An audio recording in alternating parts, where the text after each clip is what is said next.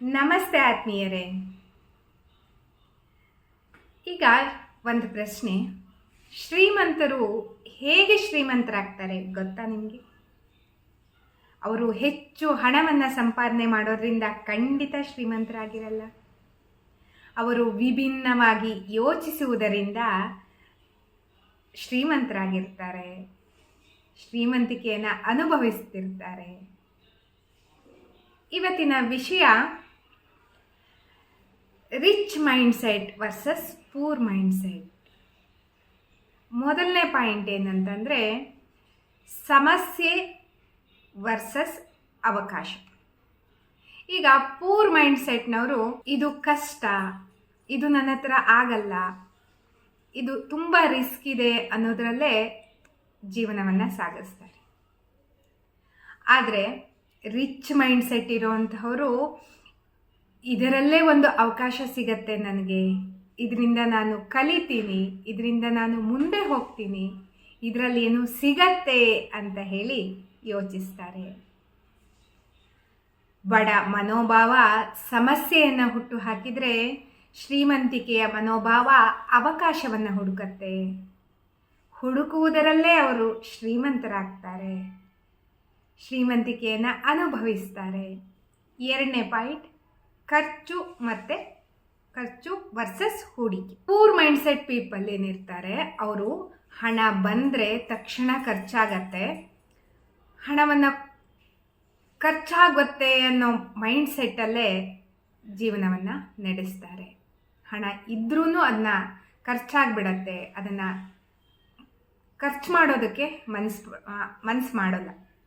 ಅದೇ rich mindset ಅವರು ಮೊದಲು ಹೂಡಿಕೆ ಮಾಡ್ತಾರೆ, ನಂತರ ಹಣವನ್ನು ಗಳಿಸ್ತಾರೆ.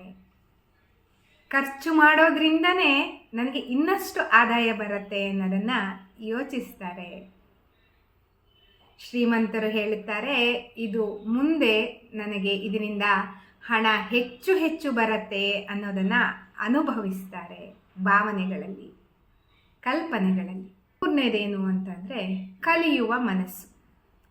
ಪೂರ್ ಮೈಂಡ್ಸೆಟ್ ಅವರು ನನಗೆ ಎಲ್ಲದೂ ಗೊತ್ತಿದೆ, ನನಗೆ ಆಲ್ರೆಡಿ ಗೊತ್ತು, ನನಗೆಲ್ಲದೂ ಗೊತ್ತಿದೆ, ನಾನು ಎಲ್ಲ ತಿಳ್ಕೊಂಡಿದ್ದೀನಿ ಅನ್ನೋದ್ರಲ್ಲೇ ಇರ್ತಾರೆ. ಇಲ್ಲ, ನನಗೇನೂ ಗೊತ್ತಿಲ್ಲ, ನಾನು ಮುಂದೆ ಹೋಗೋಕ್ಕೆ ಆಗಲ್ಲ ಅಂತಲೇ ಡಿಸೈಡ್ ಮಾಡಿಬಿಟ್ಟಿರ್ತಾರೆ.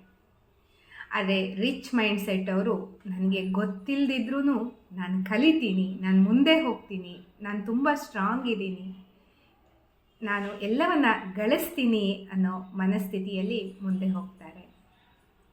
ಜ್ಞಾನವೇ ಸಂಪತ್ತು ಅಂತ ಹೇಳಿ ಆಧರಿಸ್ತಾರೆ. ಇನ್ನು 4 ಪಾಯಿಂಟ್ ಏನಂತಂದರೆ ಇತರರ ಯಶಸ್ಸು. ಈ ಪೂರ್ ಮೈಂಡ್ಸೆಟ್ನವ್ರು ಏನಿರ್ತಾರೆ, ಬೇರೆಯವರ ಯಶಸ್ಸಿಗೆ ಕರಗ್ತಾರೆ, ಅಂದರೆ ಬೇರೆಯವರ ಯಶಸ್ಸು ನೋಡಿ ಅಸೂಯೆ ಪಡ್ತಾರೆ. ಆದರೆ ರಿಚ್ ಮೈಂಡ್ಸೆಟ್ ಅವರು ಬೇರೆಯವರ ಯಶಸ್ಸನ್ನು ತಮ್ಮ ಪ್ರೇರಣೆಯಾಗಿ ಇಟ್ಕೋತಾರೆ. ಬೇರೆಯವರು ಬೆಳೆದರೆ ನಾನು ಸಹ ಬೆಳೆಯೋದಕ್ಕೆ ಸಾಧ್ಯ ಅನ್ನೋದನ್ನು ಯೋಚಿಸ್ತಾರೆ. ಪ್ರೇರಣೆಯನ್ನೇ ತಮ್ಮ ಮೂಲ ತತ್ವವಾಗಿ ಅಳವಡಿಸ್ಕೋತಾರೆ. ಎಲ್ಲರನ್ನು ಬೆಳೆಸೋದಕ್ಕೆ ನೋಡ್ತಾರೆ. ಸಮಯದ ಬಳಕೆ. ಇನ್ನು 5ನೇದು, ಸಮಯವನ್ನು ಹಾಳು ಮಾಡೋದ್ರಲ್ಲೇ ಪೂರ್ ಮೈಂಡ್ಸೆಟ್ ಅವರು ಇರ್ತಾರೆ, ಸಮಯವನ್ನು ಕಳೆದುಕೊಳ್ತಾರೆ. ಅದೇ ರಿಚ್ ಮೈಂಡ್ಸೆಟ್ ಅವರು ಸಮಯವನ್ನೇ ಇನ್ವೆಸ್ಟ್ಮೆಂಟ್ ಮಾಡ್ಕೋತಾರೆ, ಹೂಡಿಕೆ ಮಾಡ್ಕೋತಾರೆ, ಸಮಯದಲ್ಲೇ ಅವಕಾಶವನ್ನು ಹುಡುಕೋತಾರೆ. 1 ಸೆಕೆಂಡ್ ಸಹಿತ ವೇಸ್ಟ್ ಮಾಡೋದಿಲ್ಲ, ಅದರಲ್ಲಿ ಏನೋ ಸಿಗತ್ತೆ ಅನ್ನೋದ್ರಲ್ಲೇ ಇರ್ತಾರೆ. ಗಮನಿಸಿ ಆತ್ಮೀಯ ವೀಕ್ಷಕರೇ, ಬಡತನ ಅನ್ನೋದು ನಿಮ್ಮ ಬ್ಯಾಂಕ್ ಬ್ಯಾಲೆನ್ಸ್ನಲ್ಲಿ ಖಂಡಿತ ಬಂದಿರೋದಿಲ್ಲ. ಬ್ಯಾಂಕ್ ಬ್ಯಾಲೆನ್ಸ್ನಲ್ಲಿ ಬಡತನ ಅನ್ನೋದು ಖಂಡಿತ ಇರಲ್ಲ, ಅದು ನಮ್ಮ ಮನಸ್ಸಿನಲ್ಲಿ ಇರತ್ತೆ. ನೀವು ಎಷ್ಟೇ ಶ್ರೀಮಂತರಾಗಿರಿ, ಆ ಮನಸ್ಥಿತಿ ಏನಿದೆ, ಪೂರ್ ಮೈಂಡ್ಸೆಟ್ ಮನಸ್ಥಿತಿ, ಬಡತನದ ಮನಸ್ಥಿತಿ ಇದ್ದರೆ ನೀವು ಖಂಡಿತ ಶ್ರೀಮಂತರಾಗೋದಕ್ಕೆ ಸಾಧ್ಯ ಇಲ್ಲ. ನಿಮ್ಮ ಆಲೋಚನೆಗಳನ್ನು ಬದಲಿಸಿ, ನಿಮ್ಮ ಜೀವನವನ್ನು ಸ್ವತಃ ಬದಲಾಗೋದಕ್ಕೆ ಬಿಡಿ. ಎಲ್ಲದರಲ್ಲೂ ಮುಂದೆ ಸಾಗಿ. Think rich, act smart and live powerful.